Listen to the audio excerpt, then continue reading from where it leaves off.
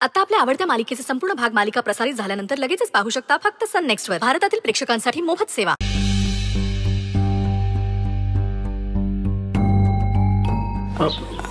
काय झालं रुद्र साहेब? कल्पेशला इथला पत्ता कोणी दिला? तुम्ही बोलवलं त्याला? आम्ही नाही, आम्ही कशाला? पण तुम्ही इथे येऊच कसं दिलं त्याला? रुद्र, गौरीजींचे मामा मामी आहेत ते. हे तू मला सांगू नकोस.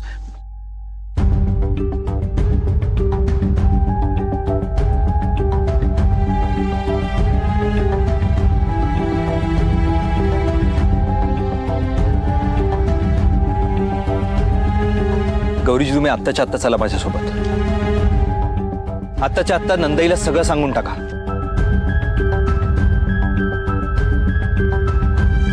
बिट्टी, तू पण सांग की तुला बाबा आवडलेला नाहीये. चला. कशाला लहान लेकराला खोटं बोलायला शिकवताय?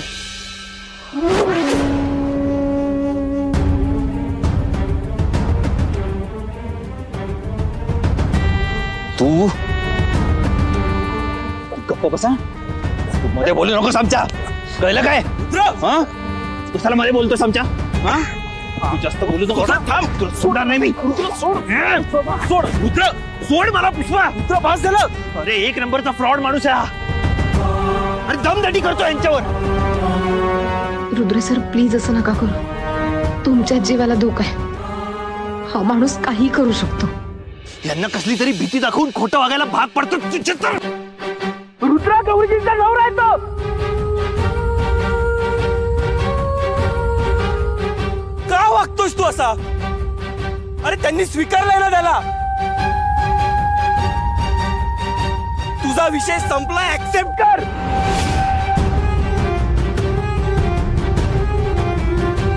अरे राजन काका आणि नंदाने एवढं समजावून पण कळत नाही तुला?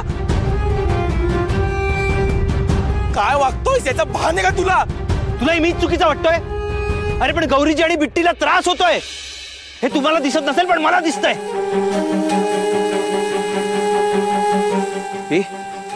का आलायस इकडे? काय केलंस तू यांच्यासोबत? का आलायस इकडे? रुद्र बस. गौरीजींना त्याच्या नाही तुझ्या वागण्याचा त्रास होतोय. बस झालं रुद्र, खूप हट्टीपणा करतोयस. जे आहे ते मान्य कर ना. हे काय वेड्यासारखं बोलतोयस तू? मी वेड्यासारखं बोलत नाहीये, तू वेड्यासारखा वागतोयस. तुला कळतंय का पुष्पा? मला कळतंय, तुला कळत नाहीये. मी कायम तुझी साथ दिली, आता तू आंधळा झालायस. आंधळा मी नाही, तुम्ही झालात. तुम्ही ते पाहायचं नाकारताय जे मला दिसतंय. आणि मी माझं प्रेम मिळवणारच. आणि जर पुन्हा गौरीजींना त्रास दिला ना तर जीव घेईन मी याचा.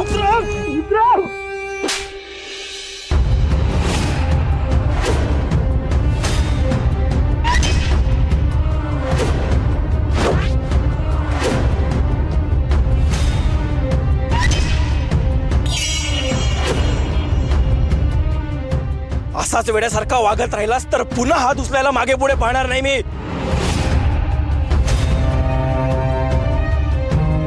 तू मेलायस माझ्यासाठी आजपासून. आजपासून आपली मैत्री संपली.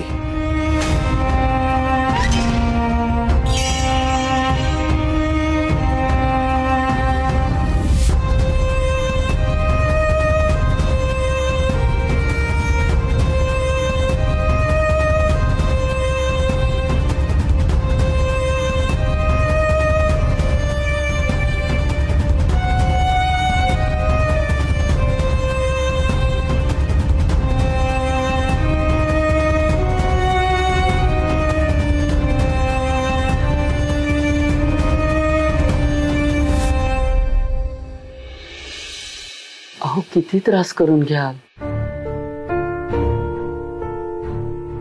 नंदाचं काय चुकलं? हो नाही, अजिबात नाही. असं कसं? रुद्र कसं रागवलाय माझ्यावर? अहो पण या परिस्थितीत एक बाप म्हणून तुम्ही जे करायला हवं होतं तेच तुम्ही केलंय. आपल्या मुलाच्या भल्यासाठी बापाला कठोर व्हावं लागतं कधी कधी. अगं पण तो रुद्र दुखावलाय ना. हो, त्याचा त्रास मलाही होतोय. अहो पण काय करणार. एका बाजूला आपली गौरी, तिचा संसार,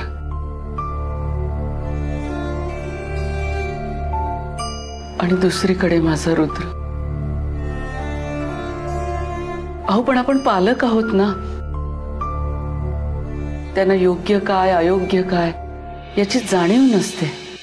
मग अशा वेळी आपल्याला त्यांचे कान धरावेच लागतात ना. पण त्याने रुद्रच्या मनात माझ्याविषयीचा राग आणखी वाढला असेल. आधीच एकतर आधीपासून त्याच्या मनामध्ये माझ्याबद्दल आडी होती.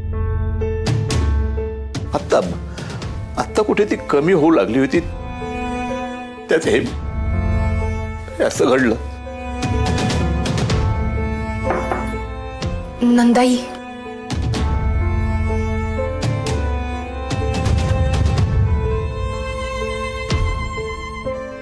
माझी चूक आहे.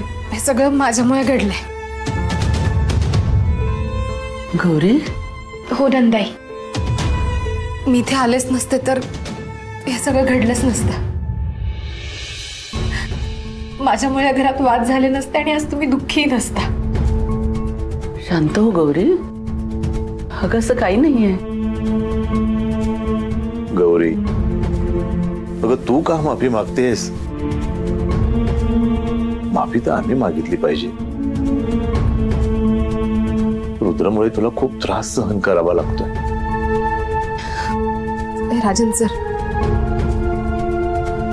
रुद्र सर जे काही करतायत ते आमच्या काळजीपोटी करतायत हे माहिती आहे मला.